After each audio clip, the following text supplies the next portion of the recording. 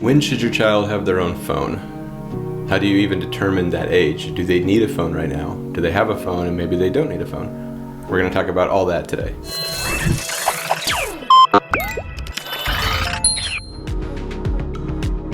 Please don't forget to subscribe for more videos on money minimalism and our travel journey around the world. We publish a new video every Friday, so just go ahead and hit the subscribe button. It really helps me out a lot. Okay, so kids and cell phones. So this whole concept and the reason that I'm talking about it at all came up because my 12-year-old daughter, this was back when she was 12, she's 14 now, but she had a heart-to-heart with me about a group chat she was missing out on because she didn't have a cell phone. And I told her that I understand. I said, okay, like, you don't have a phone, I get that. You want to talk to your friends, but I explained how the potential negative aspects outweighed the benefits of her having a phone right now, and she understood. So she was 12 years old and she didn't have a phone, and practically all of her friends had a phone. Again, we talked to her and she understood, and she mostly understands, like the kids understand, that we do live differently with the intentional mindset. So anyways, the conversation with my daughter was interesting, and it kind of sparked the idea of us really thinking, okay, when are we going to let them get a phone? And then something else happened that was it was like right after that, something else happened with my 13-year-old son at the time. He's now 15. He came home from school one day and he had a phone. Didn't have a phone when he went to school, had a phone when he came home. So we're like, hey, what's up? You know, none of them had phones at the time, so we're like, what's going on? Like, what? Hey, buddy, what's up? Yeah, why do you have a phone? And he told us that his friend at school gave it to him, and it wasn't a brand new iPhone or some, sort of new Android. It was a slightly older phone, but it was a smartphone, and we didn't really believe that for a minute, that a friend just gave it to him. It's possible, but whenever we started kind of talking to him more about it, like, he kind of started to reveal what actually happened. It fell out of a classmate's pocket, and he picked it up off the ground and he put it in his pocket. So he stole it. He stole the phone. But wait, there's more. So I went through the contacts on the phone and I found, I think it was Daddy in there, and I was like, okay, well, I'll message this person's dad about this phone so we can start working on how we're going to figure out this situation. That's whenever I figured out that the child, the little boy whose pocket it fell out of, that my son took it from, that boy actually stole the phone from this other girl. I guess he wasn't allowed to have a phone, so that's how strong that desire was. He stole the phone from another girl, fell out of his pocket, my son stole it from him. So the desire to fit in and have fun and use phones is real. Like, it's sad, but it's very serious that kids are willing to steal, like, multiple times, like, they just want a phone if they don't have a phone. And maybe that's why a lot of parents do just give in and buy their kid a phone, because they don't want him to steal a phone. Like, he's gonna get one regardless. But yeah, we're not gonna do that. So that's why we try to always stay so connected and engaged with our children every single day, asking them, how did school go today? Like, what was going on at school? Like, how are things going? And trying to just get them to open up and talk and feel like they can come to us with stuff before they start stealing phones and things like that. So these funny moments that come up, they are definitely teachable moments, and things that I can teach to my son. Because, for example, when he first got the phone, what's the first thing he did? He went to YouTube. So it was, I guess, the only app that was on there that had the internet. And he just tried to find the most inappropriate videos he could find because he was a 13-year-old boy. I mean, I remember when I was 13, but regardless. So that's kind of the point, though, is that he goes and tries to find the most inappropriate thing he can find. Good thing it was only on YouTube, but YouTube does have a lot of really inappropriate stuff. And the fact that he did that actually kind of opened the conversation, and we helped him see how he wasn't responsible enough to have a phone yet. He wasn't quite mature enough to have a phone yet because, again, what's the first thing he does is try to do something that he knows he shouldn't be doing. And now the average age that a kid owns a phone is 10 years old, and it's often much earlier than that, but that's just the average age. But it seems like just about everyone now by 10 years old has a phone, and more often than not, it seems like it is a smartphone. And when it comes to phones, why does it have to be a smartphone? What about dumb phones, which are just regular phones? They're just phones. What about phones, not smartphones? A phone that can make calls, maybe do text messaging, but it doesn't have full open access to the internet for a teenage child. I think we all know why that could be a bad thing. So that brings me to, phones should be need-based, not age-based. So while I don't think we should put a specific number on it, like Bill Gates, for example, says that 14 is the age when kids should own phones, not before that, but they definitely need one at 14. I like that he said 14 and not 10, but I don't think there should be a set number on it. So if your kid is 14 and he has some sort of after-school program where he has to, like, walk home alone, or if he's at the school and he has to be picked up, anytime whenever they're going to be alone, then yeah, they probably need a phone at that point, because now we're so connected. You want to be able to get a hold of them in those situations. So that would be a need that would warrant having a phone. But if you have another child that is not in that same program, or is not the same need as the child that maybe needs a phone, then maybe that child needs a phone and that child doesn't, even if one is older than the other. Again, need-based. So a lot of times now that our kids are older, our oldest is 15, so they're the 14 and the 15-year-old, they can babysit the other kids, and then we leave. So at that point we decided, okay, at least they need a phone, like between all of them or whatever the case is. So we worked it out, and then one of them ended up getting a phone, and it's mostly so that whenever we're gone and they're home alone, they have a way to get a hold of us in case there's an emergency. And in Italy, we actually did have a house phone, but usually we don't have a house phone because most people don't have a house phone.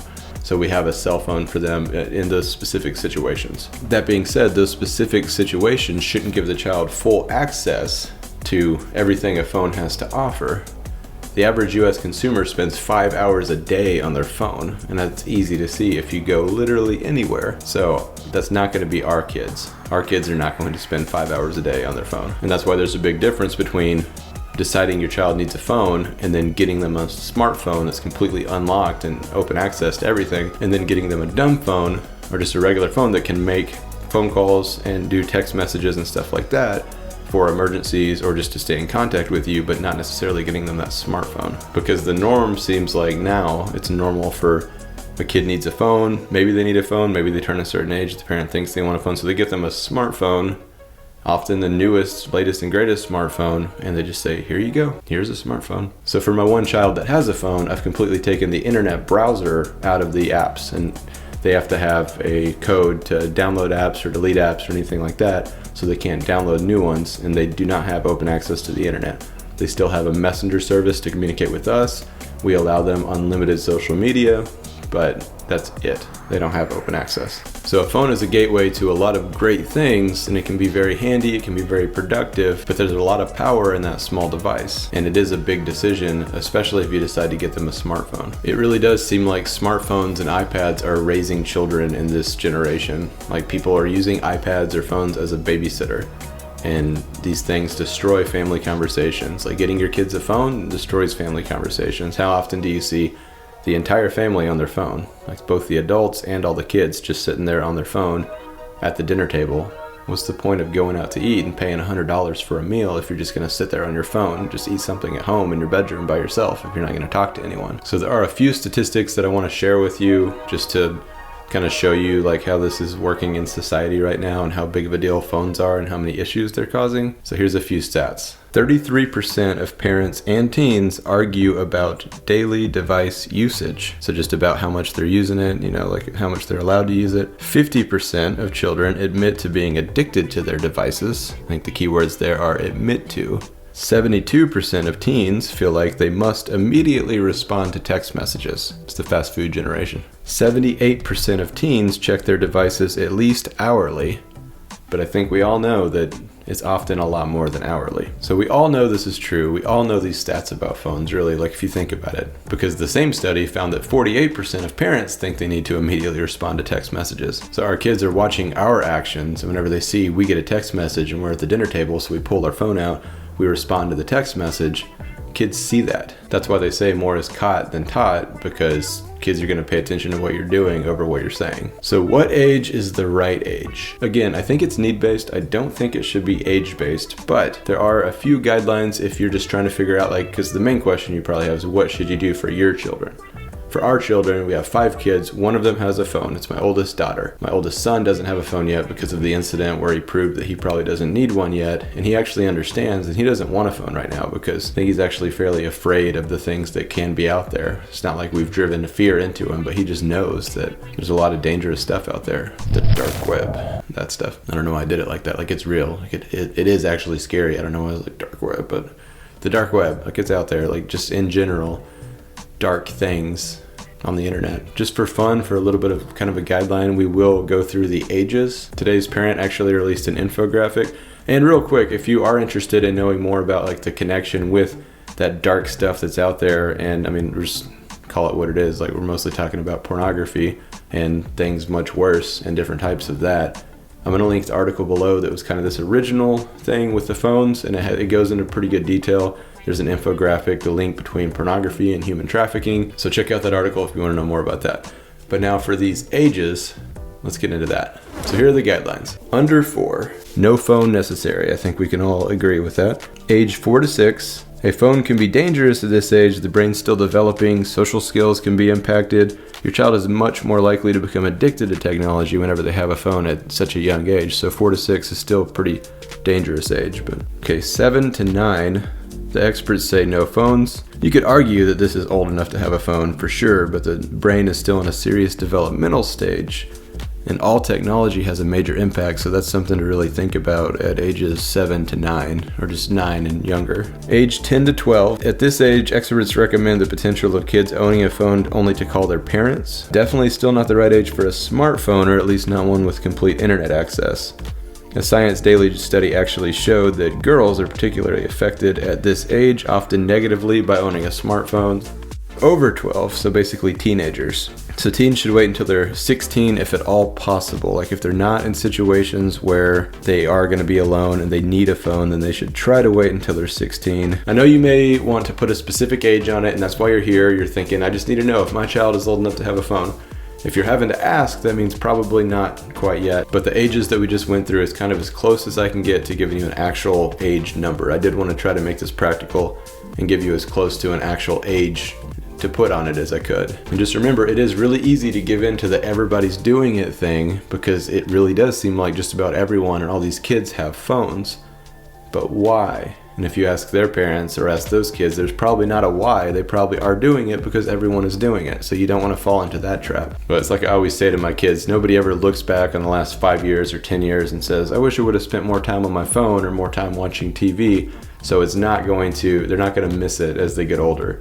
If they get a phone when they're 15 or 16, they're not going to look back and say, my childhood was ruined because I didn't have a phone before age 15, even if they do feel like their childhood is being ruined in the moment when you're telling them they can't quite have a phone yet. So my entire goal behind this was to leave you with some practical takeaways and something you could apply to your life, and you can make that decision for yourself, like for your own child. Remember that you have the ultimate say in what happens with your child's phone, whether they have one, whether they don't have one, and what type of phone they have.